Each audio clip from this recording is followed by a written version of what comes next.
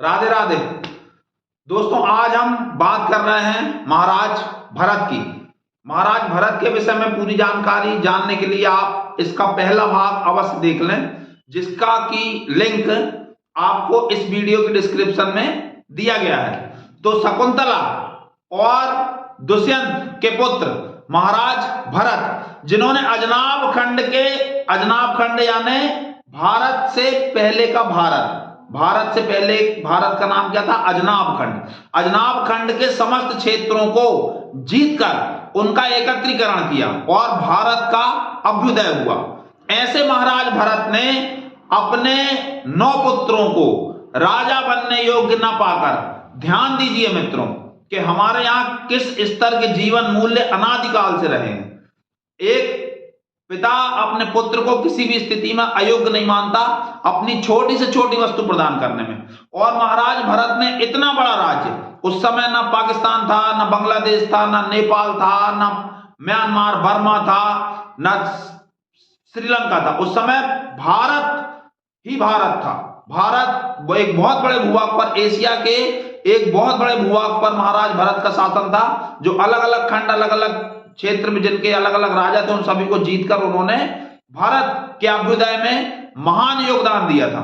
उन्होंने अपने 9 पुत्रों में से किसी को भी राजा बनने के योग्य न पाकर भरद्वाज पुत्र शांतनु का राज्याभिषेक किया और उन्हें भारत का राजा बनाया, जिसकी राजधानी हस्तिनापुर, जो आज की दिल्ली है, आज जिसे हम दिल्ली कहते हैं, उसका नाम उस समय पे हस्तिनापुर था।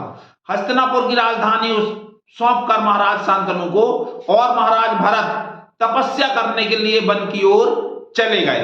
वनगमन कर लिया उन्होंने। अब तपस्या करने के लिए वो चले गए। उन्होंने अपना मन राज्य से तो हटा दिया, किंतु उनके मन में मानवीय संवेदनाएं, ज्ञान का प्रकाश नहीं हुआ और मानवीय संवेदनाएं नहीं गई। हुआ ऐसा कि एक रोज महाराज भरत ब्रह्म मुहूर्त में स्नान करने के लिए नदी पर गए। उसी समय पर एक शेर एक गर्भिणी स्त्री का पीछा कर रहा था, गर्भिणी स्त्री का शिकार करना चाहता था। गर्भिणी स्त्री अपनी जान बचाने के लिए व्याकुल होकर बुरी तरह से भाग रही थी और वो नदी में छलांग लगाई उसने अपनी जान बचाने के लिए। भयभीत तो वो थी ही। नदी में छलांग लगाते समय उसका गर्भ नदी में गिर गया, जहां महाराज भरत स्नान कर रहे थे। छोटा सा छौना हिरन का बच्चा तो दोस्तों किसी भी प्राणी का हो, चाहे जानवर का हो, चाहे मनुष्य का हो, वो अत्यंत प्रिय लगता है। उस समय उसकी आंखें भी नहीं खुली थी। जैसे ही महाराज भरत ने देखा उस बच्चे को, उन्हें समझ में आ गया कि ये तो डूब जाएगा, इसकी तो आंख भी नहीं खुली। उन्होंने तुरंत उसको पकड़ा, उसको गोदी में लिया, बचाया। जब उसकी आंख खुली तो उसने सबसे पहले महाराज भरत को ही देखा और महाराज भरत को भी उसके प्रति मोह हो गया। वो बड़ा लगाव उनको उस हिरन के बच्चे से हो गया। अब उनको दिन भर उस हिरन के बच्चे की चिंता रहती। उन्हें दिन भर हिरन के बच्चे की चिंता रहे, इसने खा लिया कि नहीं खाया, शेर से न भिड़ जाए, कहीं शेर ना देख ले, कहीं सियार ना देख ले, इसकी जंगल में कौन रक्षा करेगा, कोई हाथी के पैरों के नीचे ना आ जाए, हे भगवान ये दिख नहीं रहा। उनको इतना बड़ा राज्य छोड़ दिया, किंतु ममता तो ममता है दोस्तों। वो उस हिरन के बच्चे से उनकी डोरी अटक गई। कहां तो आए थे भगवान का भजन करने के लिए और कहां हिरन के बच्चे में चित्त फंस गया, अटक गया। और ऐसा होता ही है, यदि आप बगैर गुरु के दिशा निर्देशन की तपस्या कर रहे हैं तो ये माया बड़ी कठिन है, ये माया बड़ी कठिन है राम, तेरी माया बहुत कठिन है राम। एक बहुत प्रसिद्ध संत भजन गाते हैं कि रक्त मांस हड्डी के देह से ढका हुआ है चाम, रक्त मांस हड्डी के देह से ढका हुआ है चाम, देख उसी को हो जाती है कैसी नींद हराम, तेरी माया बहुत कठिन है राम।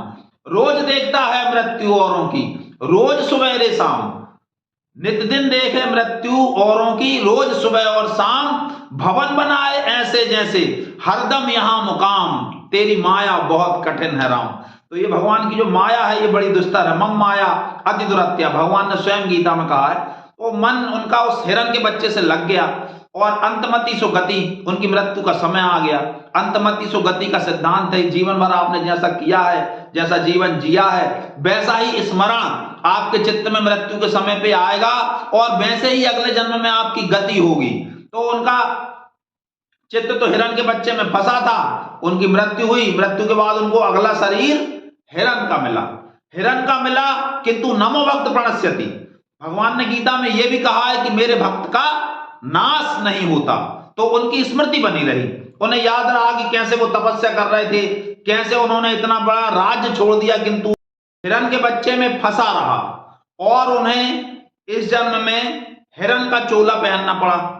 अतः वो एकादशी के दिन घास नहीं खाते, अपनी भूल का प्रायश्चित करते, पश्चाताप करते, निरंतर भगवान की स्मृति में अपना समय बिताते। समय आया और उन्होंने हिरण का शरीर छोड़ा। इस बार एक ब्राह्मण पुत्र के रूप में उनका जन्म हुआ, ब्राह्मण पुत्र के रूप में उनका जन्म हुआ। उनके 3 भाई और थे, माता पिता थे। इस जन्म में उन्होंने पक्का कर लिया कि इस जन्म में तो मुझे मुक्त होना ही है, भगवान के स्वरूप को जानकर मुझे मोक्ष प्राप्त करना ही है, इस जन्म में मुझे गलती नहीं करना। उन्होंने अपने माता पिता से कहा मुझे जाने दो। माता पिता ने मोहवशात उन्हें नहीं छोड़ा, उन्हें पकड़े रहे। तो अब वो क्या करते कि जड़ होने की एक्टिंग करते, जड़ होने का अभिनय करते। जैसे उनसे कहा जाता कि खेत में फलानी जगह पानी देना है और फलानी जगह का पानी बंद करना है, तो वो जहां का पानी बंद करना रहता वहां का चालू कर देते, और जहां का चालू करना रहता वहां का बंद कर देते। उनसे कहा जाता कि देखो जाके चिड़िया भगा आओ, चिड़िया जो खेत को चुन रही हैं उनको जाके हाँक दो। तो वो कहते राम जी की चिड़िया, राम जी का खेत, खाओ रे चिड़िया भर भर पेट। वो जाकर के चिड़ियों से कहते कि राम जी की चिड़िया, राम जी का खेत, खाओ रे चिड़िया भर भर पेट। जब ऐसा लोगों ने सुना तो उन्होंने कहा ये भरत को तुम चिड़िया भगाने भेजते हो, ये चिड़ियों को और कहता है कि और भर पेट खाओ। ऐसा जब उनके माता पिता को पता चला, भाइयों को पता चला, तो माता पिता की तो ममता थी, भाई लोग लेकिन चिढ़ने लगे। धीरे धीरे करके समय आया, माता भी चली गई, पिता भी चले गए। अब भाई भाभीियों के शासन में ज्यादा दिन ऐसा व्यक्ति नहीं रह सकता। उन्होंने कहा ये तो जड़ है और इसको घर में रख के खिलाने से कोई मतलब नहीं, कोई काम करता नहीं है। उन्होंने कहा ठीक है तुम जाओ, तो अब तुम्हारी तो छुट्टी, तुम तो जाओ। इस संसार में जब तक आप संसारियों के उपयोग के हो तब तक वो आपको सहन कर रहे हैं, मान रहे हैं। ये सब रिश्ते जो है ना, ये सब स्वार्थ के हैं। सुर नर मुनि सब की यह रीति, स्वार्थ लाग करहि सब प्रीति। और जैसे ही स्वार्थ बंद वैसे ही मोह खत्म, वैसे ही रिश्ता खत्म। तो भाइयों भाभीियों ने जोड़े हाथ और कहा तुम तो जाओ जहां तुम्हें लगे। अब भरत हो गए स्वतंत्र, उनका नाम इस जन्म में था जड़ भरत। नाम तो भरत ही था किंतु जड़ लोगों ने सामने लगा दिया था, तो जड़ भरत अब जाए बैठे अपने, और उन्होंने कुछ ही दिनों में अपने उद्देश्य को, इस जीवन के फल को, ये मनुष्य रूपी चोला हमें ईश्वर ने जिस कारण से दिया है उसको उन्होंने प्राप्त कर लिया और जीवन मुक्त हो गए। अब वो बैठे रहे आत्मानंद की मस्ती में, अपने जंगल में बैठे हैं।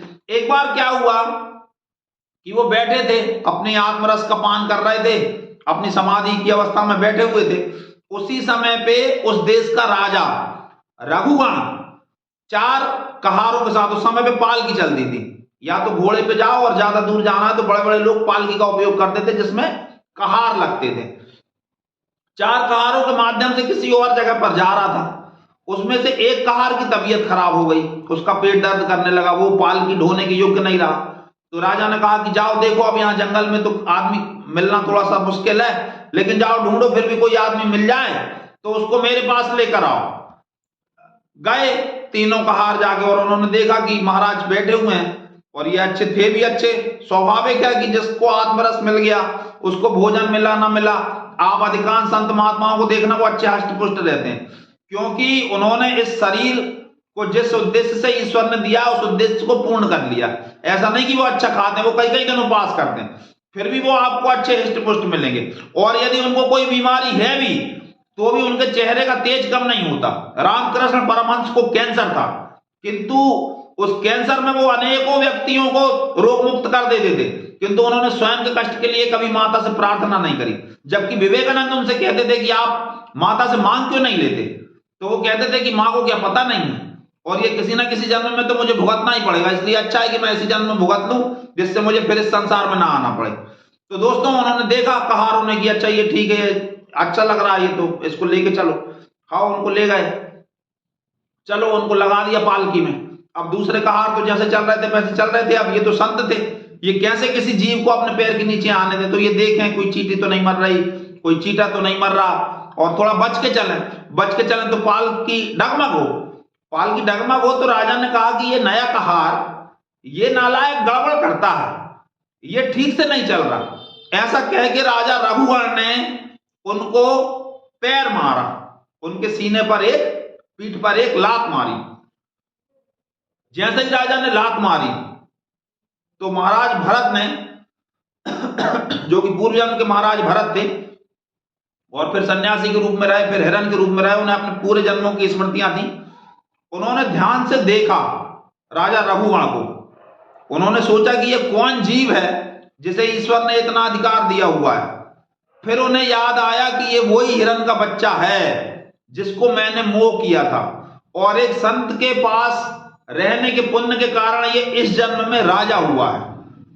फिर उन्होंने राजा रघुवण से कुछ प्रश्न किए, जिन प्रश्नों को सुन के राजा रघुवण को ज्ञान की प्राप्ति हो गई और उन्हें भी मोक्ष मिल गया, और वो तुरंत जड़ भरत के चरणों में गिर गए।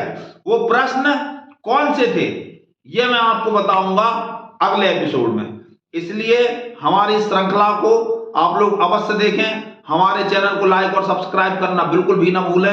बहुत बहुत बहुत धन्यवाद। राधे राधे।